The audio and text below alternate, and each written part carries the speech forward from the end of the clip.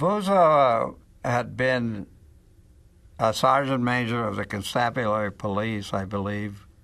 When the Japanese came to Guadalcanal and the Coast Watcher had to hide, Buza then became a very important element because he commanded the police there. They literally guided us across that island, and if it hadn't been for those natives carrying stuff, carrying food for us, ammunition, guiding us, scouting for us and all that, I don't believe that we would have been anywhere near as successful as we were. So Buza, as you know, I think everybody knows the story of how he was captured by the Japanese and was tortured.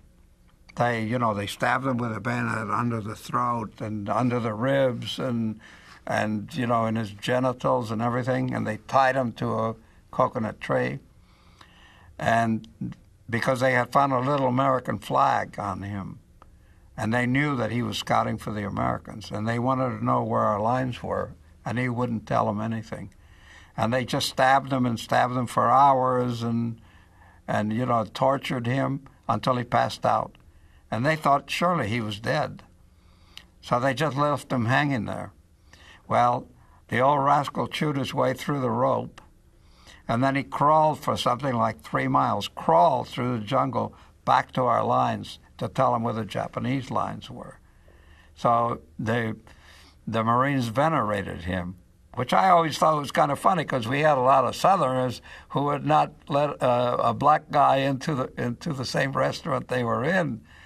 And in those days, there were a lot of young Marines from the South and a lot of NCOs. They loved this man. They venerated him. I don't think they ever noticed what color he was. But he was just a terrific person. And the natives and the Australian Coast Watcher and Mather they were just our life preservers.